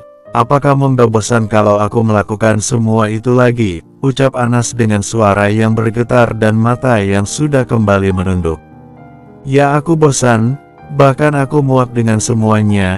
Jadi, kamu harus bertanggung jawab dengan semua itu Anas, kata Jardit dengan cepat. Anas semakin menundukkan kepalanya menahan sesak di dadanya. Apa yang harus aku lakukan lagi Jardit? Tanya Anas berusaha untuk tidak menangis. Jardit menghembuskan nafas panjang, betapa ia gemas melihat wanita itu yang terus menunduk. Ia sentuh dagu Anas dengan gerakan lembut agar melihatnya. Ia tatap wajah sendu itu dengan senyum dan tatapan yang mendalam. Lalu dengan keyakinan yang ada dalam dirinya ia pun kembali bersuara. Menikahlah denganku, ucap Jardit berhasil membuat Anas terdiam dengan raut wajah yang sudah berubah terkejut. Jardit tersenyum lebar melihat itu dan, menikahlah denganku Anas. 3 bulan lalu, kamu sudah berhasil buat aku jatuh cinta. Kamu berhasil merebut semua isi hati dan pikiranku Anas. Kamu berhasil buat aku enggak mampu kehilangan kamu. Jadi, ayo kita menikah, ayo kita wujudkan impian kamu bersama-sama. Setetes air mata turun dari kedua mata Anas. Ia tak percaya dengan apa yang sudah ia dengar. Dengan ragu ia beranikan diri dan kembali membuka suara. "Kenapa kamu selalu percaya diri, Jardit? Bagaimana kalau aku sudah punya seseorang yang sudah aku kejar?" katanya mencoba tegar pada posisinya. Jardit tertawa mendengar ucapan itu. Ia hapus air mata wanita itu dengan senyuman manis. Ia genggam wajah wanita itu seraya membawa untuk menatapnya. "Aku bisa meragukan semua itu, Anas," balas Jardit dengan elusan pada pipi Anas. "Lagi pula memang kamu bisa untuk benar tidak mencintaiku. Aku sudah percaya dengan perasaan cinta yang masih kamu simpan untukku itu. Dan sudah aku pastikan, wanita yang akan menjadi ibu dari anak-anakku nanti adalah kamu. Apa kamu masih ragu dengan semua perasaanku ini?" tanya Jardit dengan mata yang sudah saling menatap. Anas balas tatap mata itu dengan perasaan yang mengingatkan dengan cintanya. Lalu dengan pasti ia pun menggeleng menjawab ucapan Jardit. Jardit yang melihat itu tersenyum, langsung membawa tubuh Anas ke dalam pelukannya. Anas balas pelukan itu dengan erat, seraya menuangkan rindu yang sudah lama melekat. Lalu selang beberapa menit Jardit longgarkan pelukan itu dan membawa wajah Anas mendekat ke arah wajahnya. Dalam heningnya ruang dengan hati yang sudah menemukan ia pun berucap, "I love you Anastasia, please always stay with me," bisik Jardit yang langsung menenggelamkan bibir pada bibir lembut wanita itu. Seperti ada ribuan kupu-kupu yang terbang, Anas balas ciuman itu dengan dalam. Pada akhirnya Anas mengerti dengan semua debaran hatinya pagi ini. Perpisahan yang berwujud dalam sore itu membuat semesta membawa kembali seseorang dengan sebuah alasan. Sebuah alasan yang sulit untuk ragukan. Mungkin sudah banyak luka dan duka yang terlihat menjadi wajar. Sampai semua membuat Anas sadar, bertemu dengannya kembali, memang sudah menjadi takdir yang telah ditentukan oleh Tuhan. I love you to Jardit. Tamat. Extra part. Dalam balutan jas hitam yang sudah melekat pada tubuh tegap lelaki di depan altar itu, terus membuat lelaki itu memancarkan senyum bahagia. Saat perasaan senang pada dirinya, membuat ia tak sabar untuk segera melihat calon pengantinnya. Kegugupan yang dirasakan terus membuat jantungnya berdebar, tak kala matanya melihat dengan sangat jelas senyum wanita yang sudah ditunggunya. Wanita cantik yang menggunakan gaun putih gading dengan sangat indah itu berhasil menghentikan dunianya, mendapati wanita yang kini sudah berada dalam genggam tangannya. Dengan mata yang sudah saling menatap, ia bawa wanita tersebut ke hadapan pendeta yang ada di depannya. Terdengar pendeta mengucapkan sebuah sumpah janji untuk kedua mempelai di hadapnya. Lelaki itu menatap yakin wanita yang ada di depannya. Saat sudah waktunya ia akan mengucap janji pernikahan di hadapan wanita tersebut. Suaranya terhenti tak kala matanya melihat sebuah bercak merah yang sudah merembes keluar memenuhi gaun putih itu. Bersamaan terdengar suara isak tangis dari hadapannya. Tubuhnya bergetar hebat dengan raut wajah heran. Ia rasakan kelonggaran di genggaman tangannya. Ia tatap wanita yang menangis dengan kesedihan yang sangat mendalam. Masih dengan berusaha menarik jemari wanita yang perlahan menghilang, membuat ia tak mengerti dengan semuanya. Maafkan aku," ucap wanita itu, dengan tangis dan jemari tangan yang akan terlepas dari genggaman lelaki yang terus berusaha kembali membawanya kembali. Lelaki itu menggeleng dengan cepat seraya bersuara, "Jangan pergi, kamu nggak boleh pergi," ucapnya dengan mata yang sudah berkaca-kaca. Dan masih terus mencoba mengambil tangan wanita tersebut. Aku enggak bisa untuk tetap ada di samping kamu, maafkan aku." "Windu," kata wanita itu lagi, yang sudah semakin menghilang. Windu yang melihat itu dengan tak rela terus mencoba menangkap bayangan wanita tersebut. Dengan setetes air mata yang sudah mulai jatuh, dengan suara yang terus memanggil wanita itu, ia pun bersuara dengan kencang. "Jangan pergi," teriak Windu, yang sudah membawa tubuhnya bangun dengan nafas tergesa dan keringat yang sudah membasahi sekujur tubuhnya. Suara detik jarum jam, menyadarkan Windu dalam kebingungannya. Ia hembuskan nafas seraya memegang keningnya. Lagi-lagi ia bermimpi tentang hal yang sama. Ia senderkan tubuhnya pada kepala ranjang. Lalu ia pejamkan mata untuk sekedar tenang. Betapa ia tak percaya jika bayangan tentang wanita di masa lalunya kembali membuat ia merasa bersalah. Dalam heningnya malam, ia pun berbisik, "Kenapa kamu datang lagi, Rika?" Pagi cerah saat itu berhasil membuat wanita yang sudah menatap cermin terdiam melamun. Saat ia tak percaya melihat pantulan dirinya, mampu membuat ia menjadi seseorang yang sangat berbeda. Gaun pengantin putih yang tertutup, dan sudah menampilkan setiap lekuk tubuh Anas, membuat Anas terdiam, saat gaun yang berbentuk duyung dengan brokat di bagian dadanya itu berhasil membuat Anas tak percaya jika ia sedang menatap dirinya sendiri sekarang. Anas tak percaya jika gaun rancangan Devina ini mampu mengubah dirinya seperti putri raja. "Anas!" panggil Pika sedikit teriak, saat melihat Anas melamun mengabaikan panggilannya. Anas pun langsung menatap Pika dengan raut wajah yang masih menunjukkan keterkejutannya. Pika berdeci seraya menggeleng, "Gue tahu lo gugup, tapi itu enggak buat lo jadi bisukan. Dari tadi lo biarin gue ngomong sendiri," Anas kata Pika dengan hembusan nafas kasar, kecewanya. Mendengar itu Anas pun merasa tak enak dengan Pika yang terbuat sudah ada di dalam ruangan. Lalu dengan salah tingkah ia pun mencoba bertanya, "Maaf aku melamun, memang apa yang tadi kamu bilang Pika?" "Sebentar lagi acara akan segera dimulai Anas, dan sudah saatnya lo siap-siap untuk dibawa menuju altar," jelas Pika dengan suara yang terdengar malas.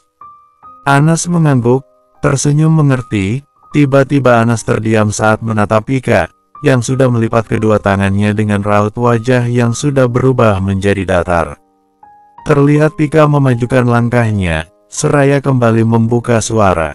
"Apa lo bahagia sekarang? Akhirnya lo bisa mendapatkan seseorang yang lo cinta," ucapnya dengan begitu dingin. Anas kembali menatap heran Pika dengan senyum yang sudah menghilang.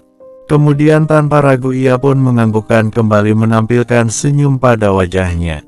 "Ya, aku sangat bahagia sekarang, saat akhirnya semua usaha dan mimpiku sebentar lagi akan terwujud," ucap Anas dengan senang. Pika yang melihat senyum itu, mengalihkan kedua mata seraya mendengus kasar. Ia lepas lipat di kedua tangannya sembari memajukan tubuhnya, membenarkan letak perhiasan bando di kepala Anas. Kemudian ia pun kembali berucap, "Gue turut senang atas semua keberhasilan lo itu Anas," ucapnya masih membenarkan posisi bando Anas. "Gue senang akhirnya Jardit berakhir dengan lo, bukan dengan Vindi wanita sok cantik itu," lanjut Pika sudah selesai dengan kegiatannya. Ia hembuskan nafas panjang sembari menatap Anas dengan ramah. "Walau sebenarnya gue masih enggak rela untuk lepas Jardit, tapi itu enggak akan buat gue merubah semua pandangan gue tentang usaha lo yang berhasil buat Jardit cinta sama lo. Dan ya, gue akan terus dukung lo Anas. Gue harap di hubungan lo selanjutnya ini semua berjalan dengan baik. Selamat atas pernikahan lo dan Jardit," Anas bilang Pika dengan perasaan yang sudah ikhlas melepas segala tentang Jardit untuk wanita ini. Kemudian ia peluk wanita yang sudah berbalut gaun putih itu dengan tersenyum simpul. Baginya, Pika sudah cukup merasa puas untuk semua kisah cinta yang pernah ia rasakan ini. Saat semua sampai pada titik di mana takdir yang sudah menentukan, jika ternyata jodohnya bukanlah lelaki yang selama ini ia harapkan. Mungkin yang bisa ia lakukan sekarang adalah terus mencari seseorang yang mau menerima letak hatinya kelak. Selang beberapa jam, akhirnya acara yang menebarkan hati Anas pun mulai. Suasana gereja yang cukup syahdu, dengan iringan-iringan alunan piano, mampu membuat tubuh terpaku. Andri yang melihat itu tersenyum seraya mengulurkan tangannya. Anas yang tahu sudah saatnya Andri akan membawanya, langsung Anas balas uluran tangan itu dengan senyum bahagianya. Sedetik kemudian Anas melangkah beriringan dengan Andri yang menggantikan ayahnya, menuju altar. Lelaki yang sedari tadi menunggu penggantinya itu, terdiam kagum, melihat pesona dari wanita yang sudah menunduk dengan malu. Senyum indah yang terpancar jelas saat wanita itu sudah sampai di hadapannya, membuat Jardit tak mau mengalihkan tatap matanya. Andri yang melihat itu semua pun, dengan segar menyerahkan tangan Anas kepada Jardit sebagai calon suaminya. Betapa Andri sangat bahagia melihat putranya akhirnya menikah. Jardit sambut tangan calon istrinya dengan lembut, dan masih dengan pandangan mata yang saling menatap. Jardit bawa Anas berdiri di hadapan pendeta. Tiba-tiba suasana pun hening, menyisakan pendeta yang sudah bersiap untuk bersuara dan langsung melontarkan sebuah pertanyaan. Saudara Jardit Maxwell Andri, apakah engkau menerima Anastasia Widodo sebagai istri dan berjanji akan setia dalam suka maupun duka, dalam sehat maupun sakit, dalam sedih maupun bahagia, dan akan menjaga, melindungi, menghargai sampai maut memisahkan, ucap pendeta kepada Jardit dengan serius. Saya Jardit Maxwell Andri menerima engkau saudari Anastasia Widodo sebagai istri saya dan berjanji akan setia dalam suka maupun duka, dalam sedih maupun bahagia, dan akan selalu menjagamu, melindungimu, menghargaimu, sampai maut memisahkan, ucap janji Jardit dengan suara tegas dan lancarnya di hadapan pendeta. Kemudian pendeta tersebut kembali bersuara menghadap Anas dengan serius. Saudari Anastasia Widodo, apakah engkau menerima Jardit Maxwell Andri sebagai suami dan berjanji akan setia dalam suka maupun duka, dalam sehat maupun sakit, dalam sedih maupun bahagia, dan akan menjaga, melindungi, menghargai sampai maut memisahkan? Dengan penuh kesungguhan dan keyakinan Anas pun menjawab, saya Anastasia Widodo menerima engkau saudara Jardit Maxwell Andri sebagai suami saya dan berjanji akan setia dalam suka maupun duka, dalam sedih maupun bahagia, dan akan selalu menjagamu, melindungimu, menghargaimu, sampai maut memisahkan.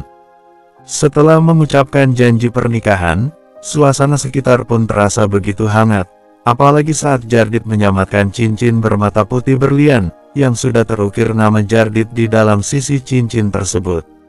Begitupun dengan Anas memasangkan cincin polos yang sudah terukir namanya di jari manis Jardit. Berhasil membuat suasana gereja bertambah hikmat. Pendeta yang melihat kedua cincin sudah melingkar di kedua jari mempelai tersebut, dengan tersenyum kembali bersuara. Dan, hari ini saya umumkan mereka berdua resmi menjadi suami istri. Mereka berdua bukanlah dua melainkan satu sejak hari ini. Dan silakan saudara Jardit Maxwell Andri untuk mencium istri Anda Anastasia Widodo, ucap pendeta seraya menginstruksikan. Jardit yang menantikan hal itu, langsung membawa bibir Anas pada bibirnya dan sesekali Jardit memperdalam ciuman yang sudah berakhir singkat itu. Lalu ia pun beralih mencium kening Anas dengan perasaan tulus untuk wanita yang sudah tersipu malu. Suara tepuk tangan dan sorak riuh memenuhi suasana gereja saat sepasang kekasih sudah berhasil menyelesaikan pemberkatannya. Dengan rangkulan posesif di pinggang Anas, mereka pun terus tersenyum bahagia. Kemudian, setelah itu, banyak tamu yang bersalaman dan memberinya ucapan selamat, termaksud dengan Devina yang kini sudah menatap Anas dengan wajah kagumnya. Anas, selamat atas pernikahan lo, ucapnya seraya memeluk Anas. Gue enggak ngangkat ternyata Jardit mau pakai jasa rancangan gue. Gue senang banget Anas, lo udah seperti ratu malam ini. Pokoknya selamat atas pernikahan kalian, lanjutnya dengan histeris. Anas dan Jardit hanya tersenyum sembari mengatakan banyak terima kasih untuk peran Devina di acara pernikahannya ini. Dan, dengan lelaki yang datang seorang diri dengan mata yang sudah menatap Anas dengan senyum pahit, berhasil membuat suasana di antara mereka bertiga canggung. Semenit setelah itu, lelaki tersebut mengajukan tangan ke arah Anas. Selamat atas kebahagiaan kamu Anas, ucap Alpino, yang sudah ditatap tajam oleh Jardit. Anas yang tak menyadari aura permusuhan itu, dengan percaya diri membalas uluran tangan Alpino. Namun sebelum tangannya sampai, Jardit langsung mengalihkan semuanya. Anas yang terkejut hanya menatap dengan bingung. Ya, thanks atas ucapan dan kedatangan lo ini, bilang Jardit dengan tatapan tajamnya. Alpino mendengus tertawa melihat Jardit. Ia lepas jabatan itu dengan tenang sembari bersuara. Santai, gue enggak akan ambil dia. Untuk saat ini, gue akan ngebiarin lo menang dit. Tapi enggak untuk suatu saat nanti. Gue harap lo selalu mempersiapkan diri lo, katanya dengan remeh. Kemudian, congras buat pernikahan lo. Gue turut senang lihatnya. Lanjutnya sudah menyanggulkan senyum simpul, dan berlalu setelahnya. Jardit yang mendengar itu pun hanya mendengus remeh. Saat nyatanya ia tak takut dengan semua ejekan lelaki itu tadi.